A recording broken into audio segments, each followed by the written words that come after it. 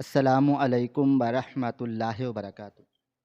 میری سوتیلی ماں مجھے کبھی پیار نہیں کرتی تھی۔ ایک دن میں بجلی کے بورڈ کو ٹھیک کر رہا تھا کہ انہوں نے مجھے زوردار تھپڑ مارا اور پیچھے دھکیل دیا۔ میں غصے میں گھر چھوڑ کر چلا گیا کہ انہوں نے مجھے سب کے سامنے مارا۔ سالوں بعد جب میں واپس آیا تو پڑوسن نے مجھے جو حقیقت بتائی اسے سن کے میرے پیروں تلے سے زمین نکل گئی، کیونکہ جون کی وہ منحوس دوپہر میرے ذہن کے پردے پر آج بھی کسی گہرے اور رستے ہوئے ناسور کی طرح نقش ہے، جب آسمان سے سورج اپنی پوری آب و تاب کے ساتھ آگ برسا رہا تھا اور زمین تانبے کی طرح تپ رہی تھی۔ حبس اور گرمی کا یہ عالم تھا کہ سانس لینا بھی دشوار لگ رہا تھا۔ ہوا جیسے کہیں مر گئی تھی اور پرندے بھی گرمی کی شدت سے گھونسلوں میں دب کے بیٹھے تھے، مگر میرے اندر کی گرمی اور گھٹن باہر کے موسم سے کہیں زیادہ شدید اور ہولناک تھی، کیونکہ اس گھر کی چار دیواری میں میرا دم گھٹتا تھا۔ ہر سانس کے ساتھ مجھے یہ احساس ہوتا تھا کہ میں یہاں ایک فالتو چیز ہوں، ایک ایسا وجود جسے صرف برداشت کیا جا رہا ہے، اور اس کی واحد وجہ وہ عورت تھی جسے دنیا میری ماں کہتی تھی، مگر میرے لیے وہ صرف ایک سوتیلی ماں تھی جس نے میری سگی ماں کی جگہ لی تھی۔ مجھے ہمیشہ سے یہ خوف رہتا تھا کہ وہ میرے باپ کو مجھ سے چھین لے گی اور آہستہ آہستہ انہیں میرے خلاف کر دے گی۔ میرے دل میں یہ بات بیٹھ گئی تھی کہ سوتیلی ماں کبھی سگی نہیں ہو سکتی، چاہے وہ کتنا ہی پیار کا ڈرامہ کیوں نہ کرے۔ مجھے یاد ہے کہ اس دن گرمی کی شدت سے گھر کی دیواریں تپ رہی تھیں اور بار بار بجلی کی آنکھ مچولی نے سب کا جینا حرام کر رکھا تھا۔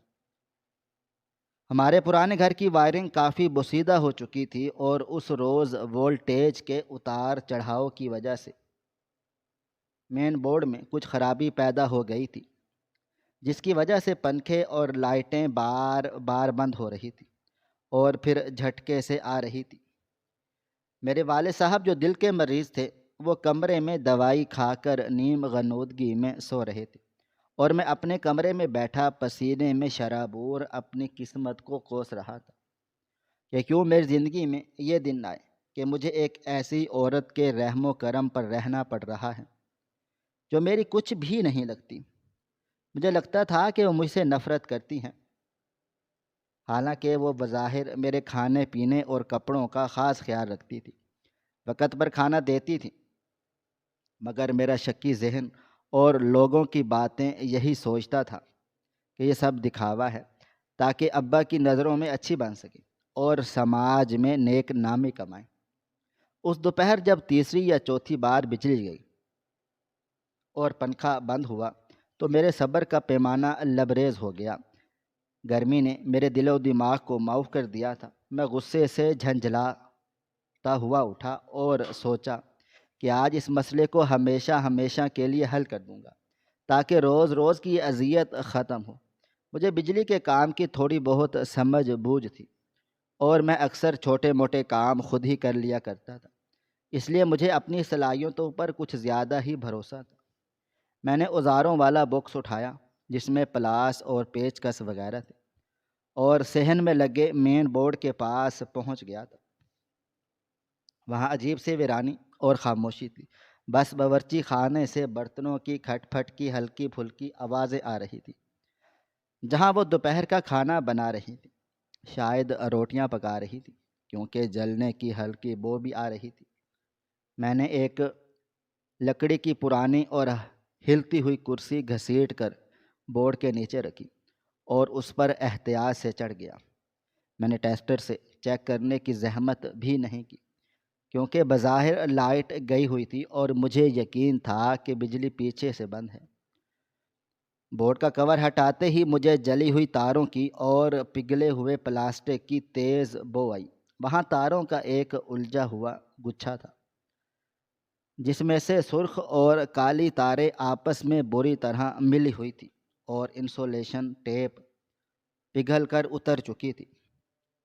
میرا پورا جسم پسینے میں بھیگا ہوا تھا، ماتھے سے پسینہ بہہ کر آنکھوں میں جا رہا تھا جس سے جلن ہو رہی تھی، اور ہاتھوں میں نمی تھی جو بجلی کے کام کے لیے انتہائی خطرناک ہو سکتی ہے۔ مگر اس وقت میرا دل و دماغ غصے اور گرمی سے اتنا بھرا ہوا تھا کہ مجھے اپنی حفاظت کا خیال ہی نہیں آیا۔ میں نے بنا سوچے سمجھے اپنا ہاتھ اس تاروں کے گچھے کی طرف بڑھایا تاکہ ڈھیلی اور سرپارک کرنے والی تار کو ٹائٹ کر سکوں۔ مجھے بالکل اندازہ نہیں تھا کہ موت میرے کتنے قریب کھڑی ہے، اور وہ تاریں خاموش قاتل کی طرح میری منتظر ہیں۔ میں بس تار کو چھونے ہی والا تھا کہ میرا ہاتھ ان ننگی تاروں سے صرف چند انچ کے فاصلے پر تھا کہ اچانک مجھے باورچی خانے کے دروازے سے کسی کے تیزی سے بھاگنے کی آواز آئی، جیسے کوئی بہت گھبراہٹ میں بھاگا ہو، اور اس سے پہلے کہ میں مڑ کر دیکھتا یا کچھ سمجھ پاتا، مجھے اپنے دائیں بازو اور پہلو پر ایک زوردار دھکا محسوس ہوا، جیسے کسی نے پوری طاقت سے مجھے ہٹایا ہو، اور ساتھ ہی میرے گال پر ایک ایسا تماچا لگا جس کی گونج میرے کانوں میں سیٹیاں بجانے لگی اور میرے جبڑے ہل گئے۔ وہ تھپڑ اتنا غیر متوقع اور زوردار تھا کہ میرا توازن بگڑ گیا اور میں کرسی سمیت دھڑام سے پیچھے کی طرف گر گیا۔ میرا سر فرش سے جا ٹکرایا اور آنکھوں کے آگے اندھیرا چھا گیا۔ زمین گھومنے لگی اور کچھ لمحوں کے لیے مجھے سمجھ ہی نہیں آیا کہ میرے ساتھ کیا ہوا ہے۔ میرے کانوں میں سائیں سائیں ہو رہی تھی اور سر میں شدید درد کی لہر اٹھی تھی۔ جب میری بینائی کچھ صاف ہوئی اور میں نے لڑکھڑاتے ہوئے اٹھنے کی کوشش کی تو میں نے دیکھا کہ وہ یعنی میری سوتیلی ماں میرے سامنے کھڑی تھی۔ ان کا سانس بری طرح پھولا ہوا تھا، چہرہ زرد تھا، ماتھے پر پسینہ تھا، اور وہ عجیب سی پھٹی پھٹی نظروں سے مجھے گھور رہی تھی، جیسے انہیں مجھ پر شدید غصہ ہو۔ اسی شور کی آواز سن کر میرے والد بھی ہڑبڑا کر اور کھانستے ہوئے کمرے سے باہر آ گئے، اور آس پاس کے کچھ لوگ اور پڑوسی بھی شاید گرنے اور چیخنے کا شور سن کر دیواروں سے جھانکنے لگے تھے، اور کچھ تو گیٹ کے پاس جمع ہو گئے تھے۔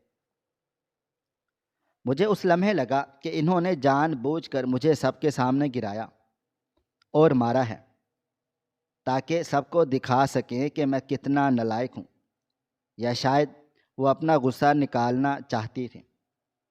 میرے اندر برسوں سے دبا ہوا لاوا پھٹ پڑا۔ میں نے اپنا درد اور سر کی چوٹ بھلا دی اور صرف اس بے عزتی کو محسوس کیا جو مجھے اس وقت سب کے سامنے محسوس ہو رہی تھی۔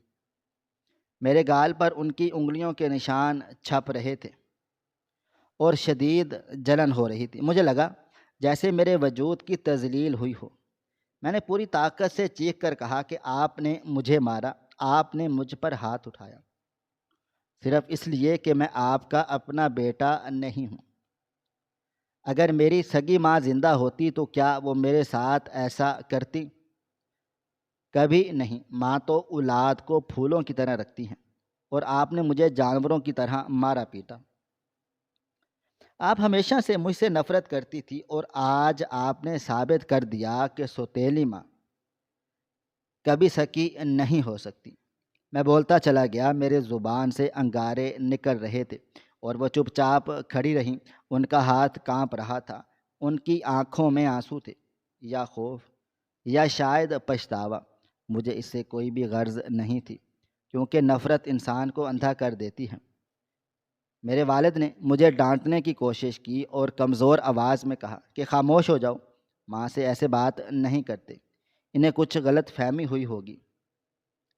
مگر میں نے ہاتھ کے اشارے سے انہیں روک دیا اور کہا کہ بس بہت ہو گیا بابا جان، میں نے بہت برداشت کر لیا، میں اب اس گھر میں ایک لمحہ بھی نہیں رہوں گا جہاں میری کوئی عزت نہیں، اور جہاں مجھے بات بات پر ذلیل کیا جاتا ہے، جہاں مجھے ہر وقت یہ احساس دلایا جاتا ہے کہ میں پرایا ہوں۔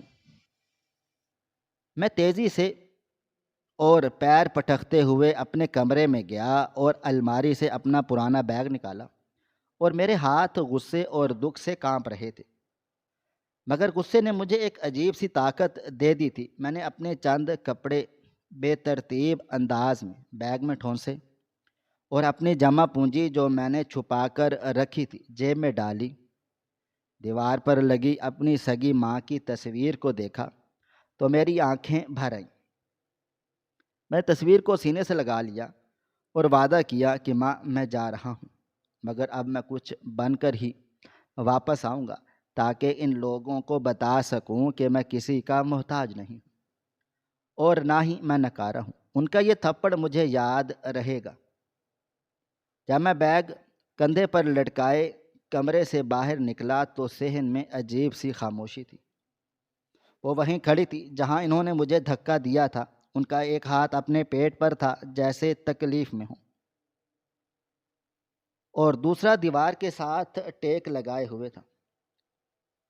ان کا رنگ بالکل سفید ہو چکا تھا، مگر میں نے ان کی حالت پر غور نہیں کیا، کیونکہ میری آنکھوں پر نفرت کی پٹی بندھی ہوئی تھی اور میں نے صرف اپنی ذات کے خول میں بند تھا۔ والد صاحب نے مجھے روکنے کے لیے آواز دی اور آگے بڑھے، مگر میں نے سنی انسنی کر دی۔ پڑوسی جو تماشا دیکھنے جمع ہو گئے تھے اب سرگوشیاں کر رہے تھے، اور مجھے ان کی نظریں اپنے جسم میں چبھتی ہوئی محسوس ہو رہی تھی۔ مجھے لگا کہ یہ سب میری سوتیلی ماں کی وجہ سے ہو رہا ہے۔ انہوں نے مجھے اس مقام پر لا کھڑا کیا ہے کہ آج میں اپنا گھر چھوڑنے پر مجبور ہوں۔ وہ چاہتی تو مجھے پیار سے روک سکتی تھی، آواز دے سکتی تھی، مگر انہوں نے مجھے مارا اور گرایا۔ میں صحن عبور کرتا ہوا مین گیٹ تک پہنچا۔ میرا دل چاہ رہا تھا کہ میں مڑ کر ایک بار اس گھر کو دیکھوں جہاں میرا بچپن گزرا تھا، جہاں میں کھیلا کودا تھا، جہاں میری سگی ماں کی خوشبو تھی۔ مگر میری انا، میرے غصے اور میری تذلیل کے احساس نے مجھے مڑنے نہیں دیا۔ میرے ذہن میں بس وہ تھپڑ اور وہ دھکا گھوم رہا تھا۔ مجھے لگ رہا تھا اگر میں رک گیا تو میں کمزور پڑ جاؤں گا۔ میں ان کے سامنے کمزور نہیں پڑنا چاہتا تھا۔ میں نے لوہے کا بھاری دروازہ کھولا اور باہر گلی میں قدم رکھ دیا۔ دوپہر کی دھوپ اب بھی اتنی ہی تیز تھی، سڑکیں سنسان تھیں، مگر میرے اندر کی آگ اس سے بھی کہیں زیادہ تھی۔ میں نے بوجھل قدم بڑھائے اور گلی کے موڑ کی طرف چل پڑا۔ میرے کانوں میں اب بھی والد کی کھانستی ہوئی آواز آ رہی تھی، اور شاید وہ بھی کچھ دبی آواز میں کہہ رہی تھی، مگر میں نے اپنے کان بند کر لیے تھے جیسے میں دنیا سے کٹ چکا ہوں۔ میں تیز تیز قدموں سے چلتا گیا۔ دھوپ میرے سر پر ہتھوڑے برسا رہی تھی، مگر مجھے پرواہ نہیں تھی، یہاں تک کہ بس اسٹاپ آ گیا۔ میں نے فیصلہ کر لیا تھا کہ اب میں اس شہر میں بھی نہیں رہوں گا۔ میں دور چلا جاؤں گا، بہت دور، جہاں مجھے کوئی یہ یاد دلانے والا نہ ہو کہ میں ایک یتیم اور ستیلا ہوں، جہاں مجھے کوئی ترس کی نگاہ سے نہ دیکھے۔ بس کے انتظار میں کھڑے ہو کر میں نے اپنی جیب میں ہاتھ ڈالا تو 10 کا نوٹ ملا جو بچپن میں مجھے میری سگی ماں نے عید پر دیا تھا، اور میں نے سنبھال کر رکھا ہوا تھا۔ اس مڑے ہوئے نوٹ کو مٹھی میں بھینچے ہوئے میں نے اپنی آنکھوں سے بہنے والے گرم آنسوؤں کو صاف کیا اور خود سے کہا کہ رونا نہیں ہے۔ آج کے بعد تمہیں اپنے آنسو کسی کو نہیں دکھانے، تمہیں پتھر بننا ہوگا۔ بس آتی دکھائی دی، دھول اڑاتی ہوئی، اور میں اس میں سوار ہو گیا۔ بس میں رش نہیں تھا۔ میں کھڑکی والی سیٹ پر جا کر بیٹھ گیا۔ بس جب چلی تو میں نے کھڑکی سے باہر دیکھا۔ مانوس گلیاں پیچھے جا رہی تھی، میرا شہر چھوٹ رہا تھا، میرا ماضی مجھ سے دور ہو رہا تھا، مگر میں نے اپنے گھر کی طرف یا اس گلی کی طرف جہاں میری سوتیلی ماں اور بیمار باپ کھڑے تھے ایک بار بھی نہیں دیکھا۔ میں نے قسم کھائی تھی کہ جب تک میں ان کے منہ پر اپنی کامیابی کا تمانچہ نہیں ماروں گا اور انہیں یہ احساس نہیں دلاؤں گا کہ انہوں نے کیا کھو دیا ہے، میں واپس نہیں آؤں گا۔ اسی جذباتی کیفیت، انتقام کی آگ اور ادھورے بدلے کی تڑپ میں نے شہر چھوڑ دیا اور بس کی سیٹ پر سر ٹیک کر آنکھیں بند کر لیں۔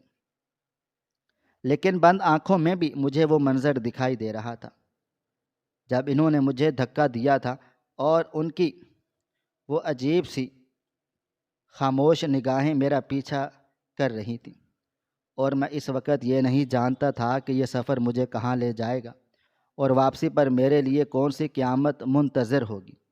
بس مجھے اتنا معلوم تھا کہ میں جا رہا ہوں اور میں نے مڑ کر نہیں دیکھنا۔ 12 سال کا طویل اور گھٹن عرصہ پلک جھپکتے میں گزر گیا تھا، یا شاید یہ صدیاں تھیں جو میں نے اپنے سپنے میں جلتی ہوئی نفرت کی آگ کے ساتھ گزاری تھی۔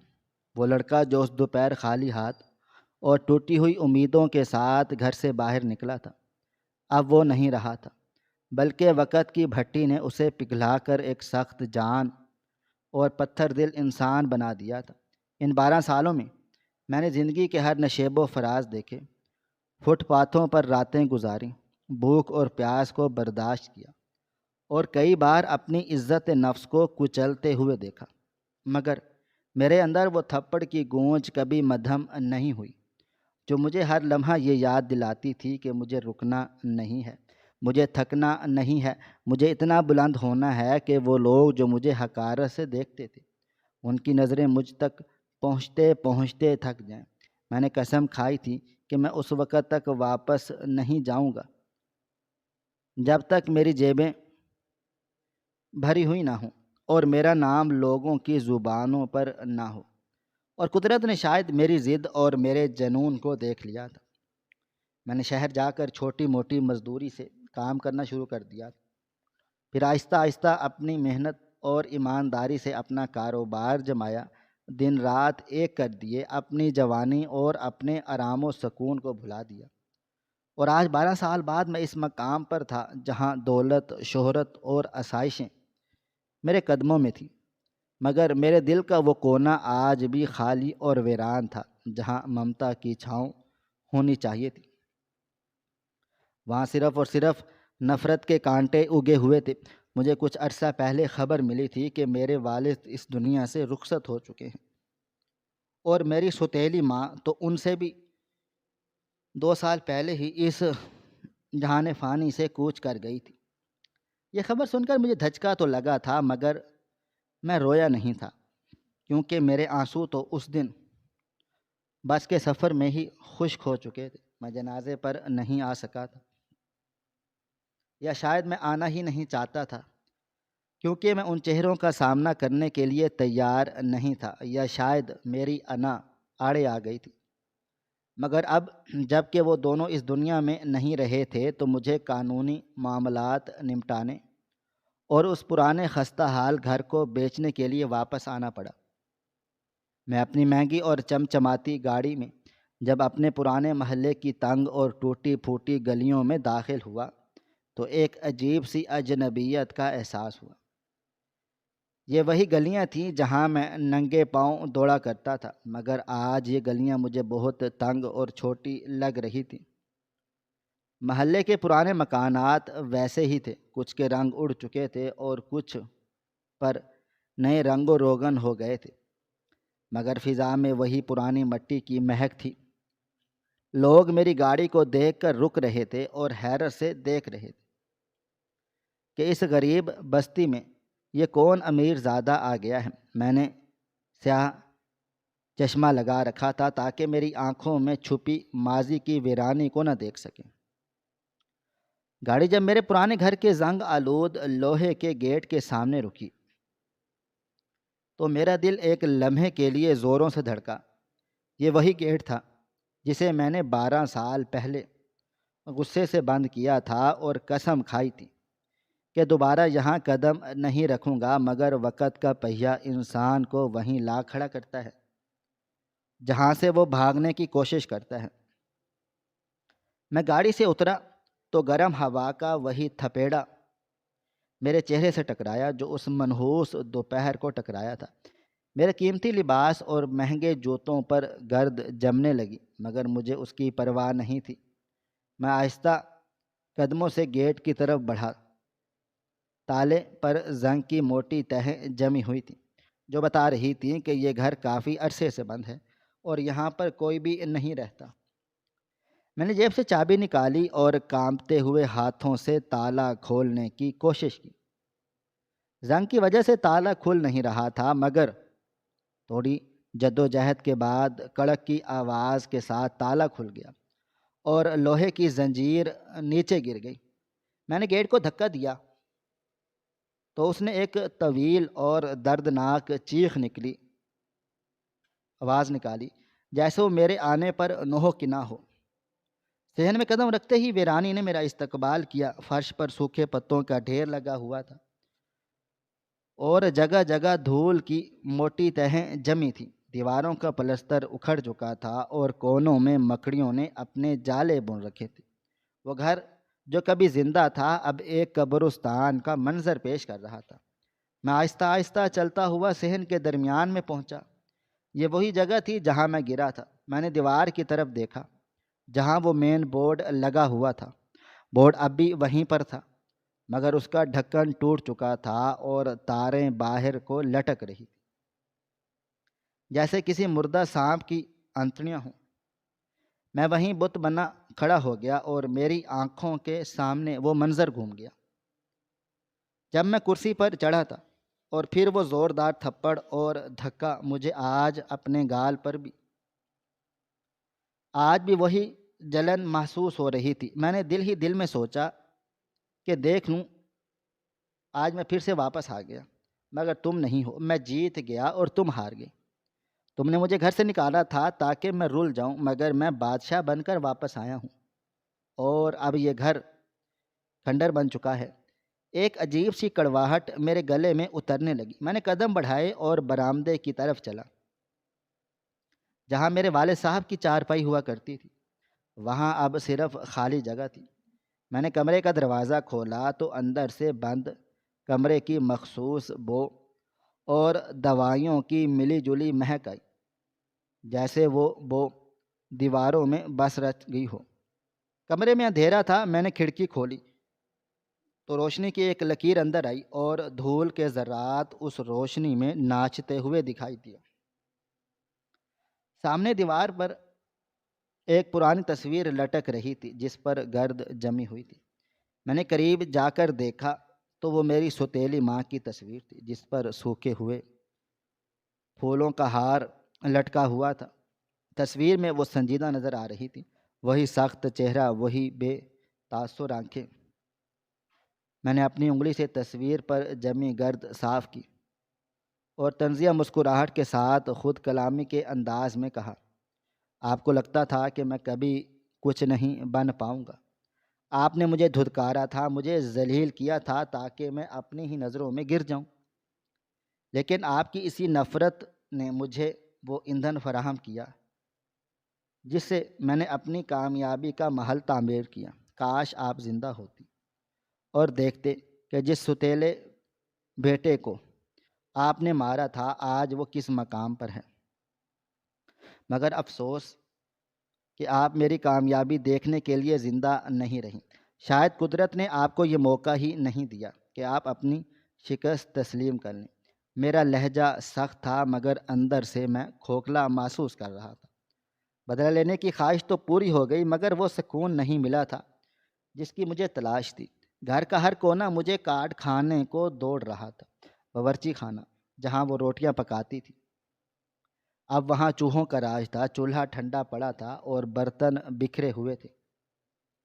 مجھے یاد آیا کہ بچپن میں مجھے بھوک لگتی تھی تو میں جھجکتے ہوئے ان سے کھانا مانگتا تھا اور وہ خاموشی سے کھانا دے دیتی تھی، مگر کبھی پیار سے سر پر ہاتھ نہیں پھیرتی تھی، کبھی مجھے گلے نہیں لگاتی تھی۔ شاید ستیلی ماؤں کے پاس دل نہیں ہوتا، یا شاید وہ صرف فرض نبھاتی ہیں، محبت نہیں کرتی۔ میں نے پورا گھر گھوم کر دیکھا، ہر کمرہ، ہر دیوار ماضی کی داستان سنا رہی تھی۔ میرے والد کا کمرہ جہاں ان کی اینک اور تسبیح اب بھی تپائی پر رکھی تھی، جیسے ابھی وہ وضو کرنے گئے ہوں اور واپس آ کر تسبیح پڑھیں گے۔ اس منظر نے میرے دل کو پگھلانے کی کوشش کی، مگر میں نے خود کو سنبھال لیا۔ میں کمزور نہیں پڑ سکتا تھا۔ میں نے فیصلہ کیا کہ میں اس گھر کو جلد از جلد فروخت کر دوں گا اور اس شہر سے ہمیشہ ہمیشہ کے لیے ناطہ توڑ لوں گا، کیونکہ یہاں کی ہر چیز مجھے تکلیف دیتی ہے۔ میں نے جیب سے سگریٹ نکالا اور سلگانے لگا۔ دھوئیں کے مرغولے فضا میں بکھرنے لگے۔ میں نے سوچا کہ اب یہاں رکنے کا کوئی فائدہ نہیں۔ ماضی کے مردہ جسم کو جتنا کریدوں گا اتنی ہی بدبو آئے گی۔ مجھے واپس اپنی دنیا میں لوٹ جانا چاہیے، جہاں جذبات کی کوئی جگہ نہیں، صرف نفع اور نقصان کی بات ہوتی ہے۔ میں نے سگریٹ کا ٹکڑا فرش پر پھینکا اور اسے جوتے سے مسل دیا، جیسے میں اپنی یادوں کو مسل رہا ہوں۔ میں کمرے سے باہر نکلا اور صحن عبور کرتا ہوا گیٹ کی طرف بڑھا۔ دھوپ اب ڈھل رہی تھی اور شام کے سائے گہرے ہو رہے تھے۔ محلے میں خاموشی چھا رہی تھی۔ میں نے گیٹ سے باہر قدم رکھا اور دوبارہ تالا لگانے لگا۔ تالا لگاتے ہوئے میرے ہاتھ پھر کانپنے لگے۔ عجیب سی گھبراہٹ ہو رہی تھی، جیسے کوئی مجھے روک رہا ہو، جیسے کوئی انکہی بات اس گھر کی دیواروں میں قید ہو جو مجھے سننی چاہیے تھی۔ مگر میں نے جھٹک کر تالا بند کیا اور مڑا تاکہ اپنی گاڑی میں بیٹھ سکوں۔ ابھی میں نے گاڑی کا دروازہ کھولنے کے لیے ہاتھ بڑھایا ہی تھا کہ سامنے والے گھر کا دروازہ کھلا اور ایک بزرگ خاتون لاٹھی ٹیکتی ہوئی باہر نکلی۔ ان کی کمر جھک چکی تھی اور بالوں میں چاندنی اتر آئی تھی۔ چہرے پر جھریوں کا جال تھا، مگر آنکھوں میں وہی پرانی چمک تھی۔ یہ ہماری پڑوسن سلطانہ خالہ تھی، جو بچپن میں مجھے اکثر چیزیں دیا کرتی تھی اور میری سگی ماں کی سہیلی تھی۔ انہوں نے اپنی کمزور نظروں سے مجھے دیکھا۔ پہلے تو شاید پہچانا نہیں، پھر ان کی آنکھوں میں حیرت اور پہچان کی روشنی ابھری۔ وہ تیزی سے، یا جتنی تیزی سے وہ چل سکتی تھی، میری طرف بڑھیں۔ ان کے قدم ڈگمگا رہے تھے۔ میں انہیں دیکھ کر رک گیا۔ احتراماً میں نے چشمہ اتارا اور سلام کرنے کے لیے آگے بڑھا۔ انہوں نے میرے سلام کا جواب دینے کی بجائے میرا بازو پکڑ لیا۔ ان کی گرفت کمزور لیکن جذباتی ضرور تھی۔ ان کی آنکھوں میں آنسو تیرنے لگے اور ہونٹ کپ کپ آئے۔ بیٹا، تم واپس آ گئے، انہوں نے بھرائی ہوئی آواز میں کہا۔ مجھے یقین تھا کہ تم ایک نہ ایک دن ضرور واپس آؤ گے۔ میرا دل کہتا تھا کہ میں مرنے سے پہلے تمہیں ایک بار ضرور دیکھوں گی۔ میں نے رسمی مسکراہٹ کے ساتھ کہا، جی خالہ، بس کچھ کام تھا، گھر کا معاملہ نپٹانے آیا تھا، اب جا رہا ہوں، واپسی ہے۔ انہوں نے میرے ہاتھ کو زور سے بھینچا اور کہا، نہیں بیٹا، تم ایسے نہیں جا سکتے۔ خدا نے تمہیں بھیج دیا ہے تو شاید یہ اس کی اپنی مرضی ہے کہ وہ بوجھ جو میرے سینوں پر برسوں سے ہے وہ اتر جائے۔ میں نے حیرت سے انہیں دیکھا کہ وہ کس بوجھ کی بات کر رہی ہیں۔ انہوں نے ادھر ادھر دیکھا جیسے کوئی راز افشا کرنے سے پہلے ڈر رہی ہوں، اور پھر میری آنکھوں میں جھانکتے ہوئے کہا، تم اپنی ماں سے بہت نفرت کرتے ہو نا؟ تم سمجھتے ہو وہ ظالم تھی، اس نے تمہیں مارا پیٹا اور گھر سے نکال دیا۔ میں خاموش رہا، مگر میرے چہرے کے تاثرات نے شاید ہاں کہہ دیا تھا۔ انہوں نے ایک گہری سانس لی اور کہا، انسان جو آنکھوں سے دیکھتا ہے وہ ہمیشہ سچ نہیں ہوتا، اور جو کانوں سے سنتا ہے وہ ہمیشہ حقیقت نہیں ہوتی۔ کبھی کبھی حقیقت اتنی گہری اور تلخ ہوتی ہے کہ اسے چھپانے کے لیے جھوٹ کا سہارا لینا پڑتا ہے۔ میں الجھ گیا، یہ کیا پہیلیاں بجھا رہی ہیں؟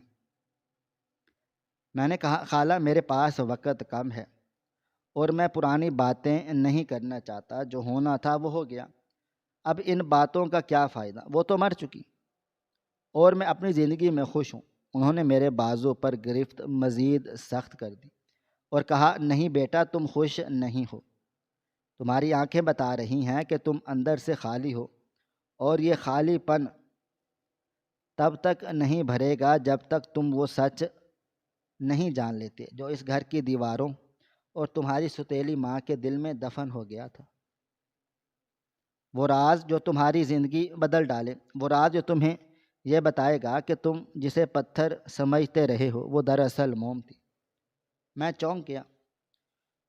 میرے اندر کا تجسس جاگ اٹھا کہ آخر ایسا کیا راز ہو سکتا ہے۔ وہ تو ایک معمولی سی گھریلو عورت تھی جنہوں نے ساری زندگی گھر میں گزار دی۔ ان کا کیا راز ہو سکتا ہے؟ سلطانہ خالہ کی آنکھوں میں آنسو بہہ کر ان کے جھریوں والے بھرے گالوں پر گرنے لگے۔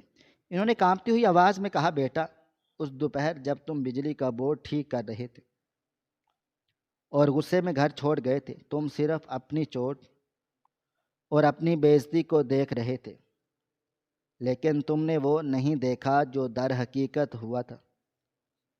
میں اس وقت اپنی چھت پر تھی اور میں نے سب کچھ اپنی آنکھوں سے دیکھا تھا، اور جو کچھ بعد میں ہوا وہ صرف میں جانتی ہوں، یا تمہارا وہ خدا جانتا ہے جو اوپر بیٹھا ہے۔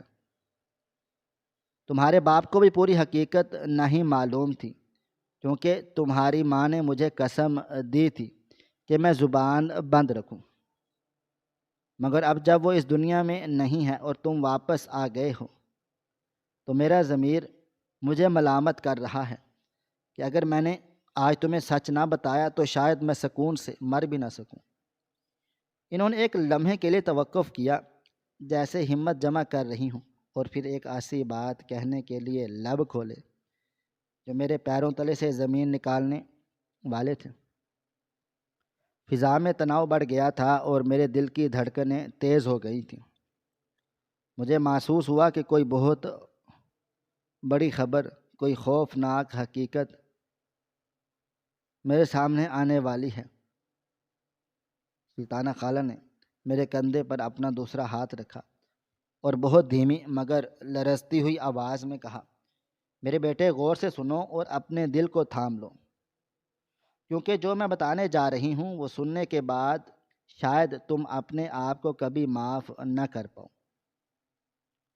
وہ راز یہ ہے کہ جس دن تم نے گھر چھوڑا تھا اس دن صرف تم گھر سے نہیں گئے تھے، بلکہ تمہاری وجہ سے کوئی اور بھی اس دنیا سے چلا گیا تھا۔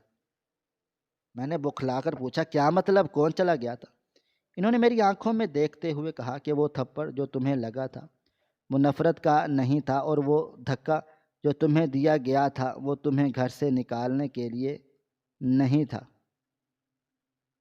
اور وہ جو تمہیں بچانے کے لیے تھا، مگر اس بچانے کی قیمت بہت بڑی تھی، اتنی بڑی کہ تمہاری ماں نے خاموشی سے چکا دی اور تمہیں انہیں بد دعا دیتے ہوئے چلے گئے۔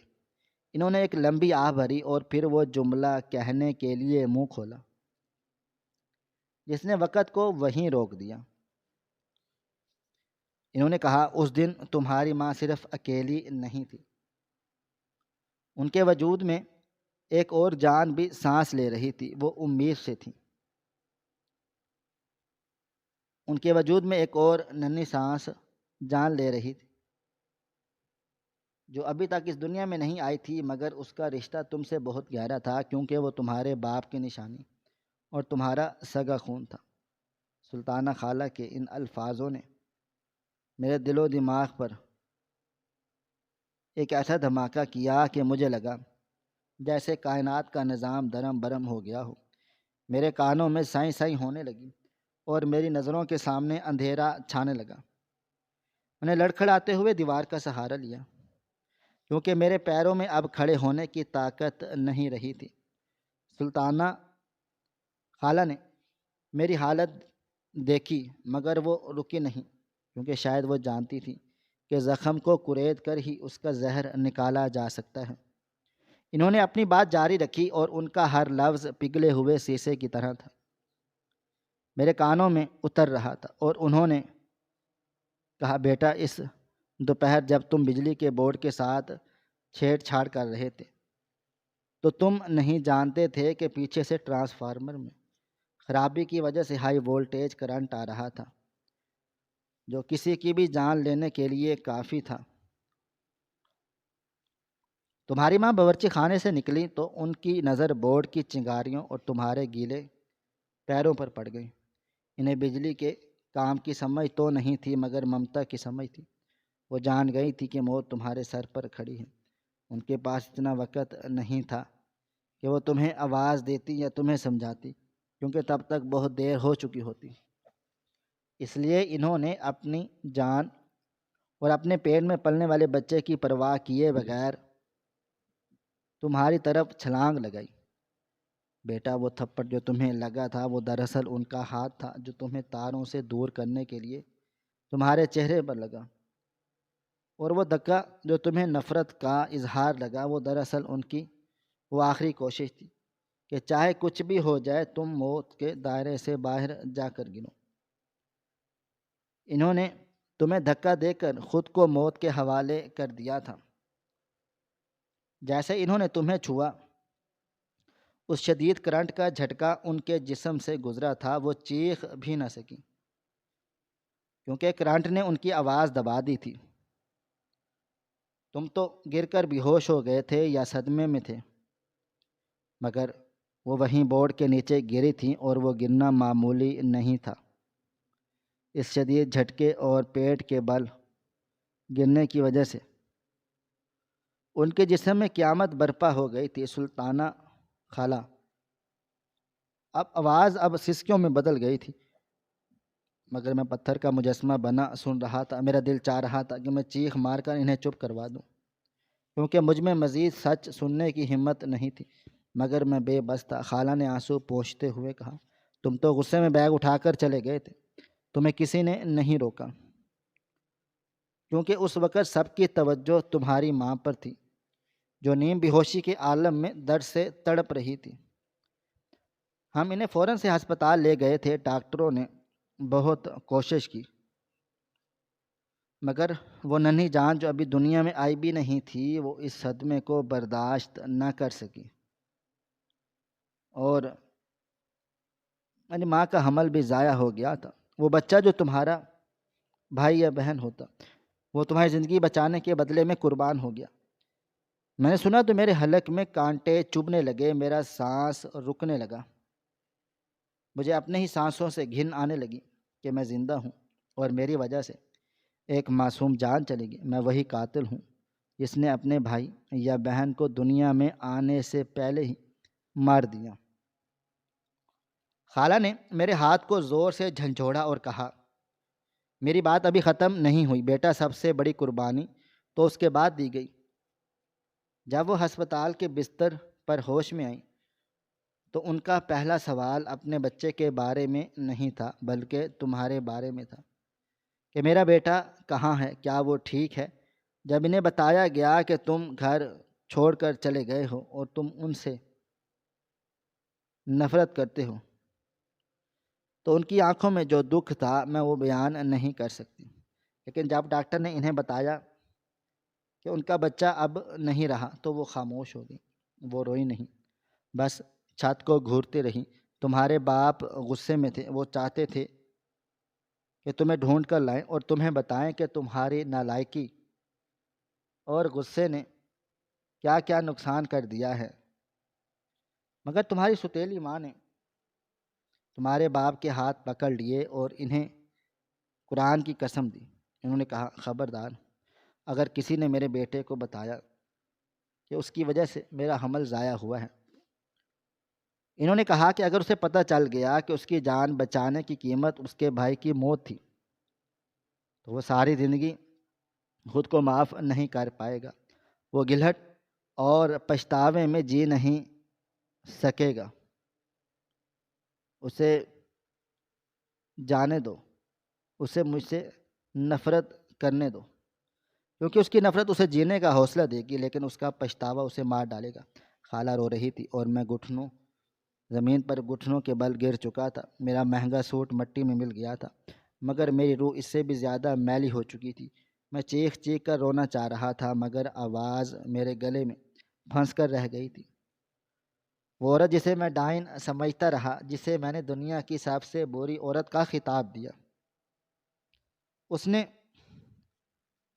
صرف میری جان نہیں بچائی بلکہ اس نے میری روح کو بھی بچا لیا تھا۔ اس نے میرا بوجھ اپنے ناتواں کندھوں پر اٹھا لیا اور مجھے آزاد کر دیا تھا تاکہ میں دنیا میں کامیاب ہو سکوں۔ خالہ نے میرے سر پر ہاتھ رکھا اور کہا، وہ ساری زندگی تمہارا انتظار کرتی رہیں۔ جب بھی دروازہ کھلتا وہ چونک جاتی۔ ہر عید پر وہ تمہارے لیے کپڑے خریدتی اور الماری میں رکھ دیتی، اور لوگ انہیں تانے دیتے تھے کہ تمہارا ستیلا بیٹا بھاگ گیا، مگر وہ مسکرا کر کہتی، یہ وہ بھاگا نہیں ہے، بس دنیا جیتنے گیا ہے، ایک دن واپس آئے گا۔ وہ اپنے جلے ہوئے ہاتھ کو ہمیشہ چھپا کر رکھتی تھی، جو اس دن کرنٹ سے جل گیا تھا، کہ اگر تم کبھی واپس آؤ تو تمہیں وہ زخم دیکھ کر اس دن کی یاد نہ آئے اور تم شرمندہ نہ ہو۔ وہ مرتے دم تک تمہارا نام لیتی رہیں۔ ان کے آخری الفاظ بھی یہی تھے کہ اگر میرا بیٹا آئے تو اسے کہنا کہ ماں نے اسے معاف کر دیا تھا، کیونکہ ماں کبھی بھی اولاد سے ناراض نہیں ہوتی، چاہے وہ سگی ہو یا ستیلی۔ ممتا کا تعلق خون سے نہیں ہوتا بیٹا، ممتا کا تعلق احساس سے ہوتا ہے، درد سے ہوتا ہے، قربانی سے ہوتا ہے، اور انہوں نے ثابت کر دیا تھا کہ وہ تمہاری سگی ماں سے کم نہیں تھی۔ خالہ کی باتیں ختم ہو گئی مگر میرے اندر کا طوفان ابھی شروع ہوا تھا۔ مجھے وہ تمام لمحات یاد آنے لگے جب میں نے ان کی تذلیل کی تھی، جب میں نے ان کے ہاتھ کے پکائے ہوئے کھانوں میں کیڑے نکالے تھے، جب میں ان کی ممتا کو ڈرامہ کہا کرتا تھا۔ میں کتنا اندھا تھا، کتنا بدبخت تھا۔ میں اپنی انا کے خول میں اتنا بند تھا کہ مجھے ان کی محبت، خاموش محبت، کبھی نظر ہی نہ آئی۔ میں نے سمجھا تھا کہ میں گھر بار چھوڑ کر انہیں سزا دی ہے، مگر اصل میں تو میں نے خود کو سزا دی تھی۔ میں نے ان کے سائے کو کھو دیا تھا، وہ تپتی دھوپ میں میرے لیے بادل بنا ہوا تھا۔ میں وہیں مٹی پر سر رکھ کر بچوں کی طرح پھوٹ پھوٹ کر رونے لگا تھا۔ میری کامیابی، میری دولت، میری شہرت، سب مجھے اس وقت مٹی کا ڈھیر لگ رہی تھی۔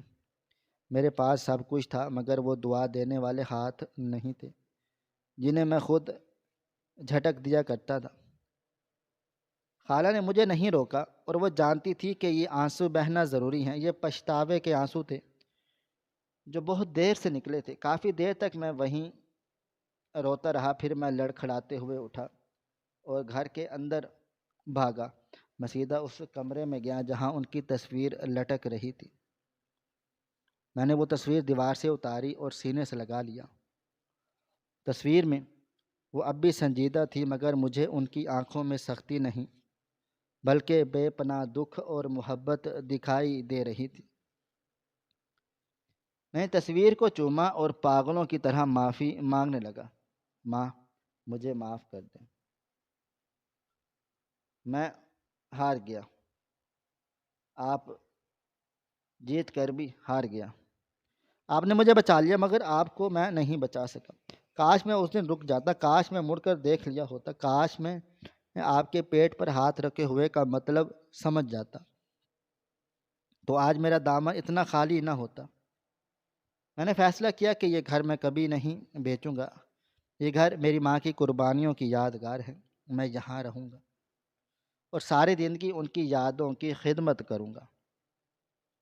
میں نے وہ گھر جو بیچنے کے لیے آیا تھا اسے اپنا مسکن بنا لیا۔ میں نے شہر کی ساری آسائشیں چھوڑ دی اور اسی محلے میں ہی، اسی گھر میں رہنے لگا تاکہ میں اس کی مٹی کی خدمت کر سکوں جس میں میری ماں کی خوشبو تھی۔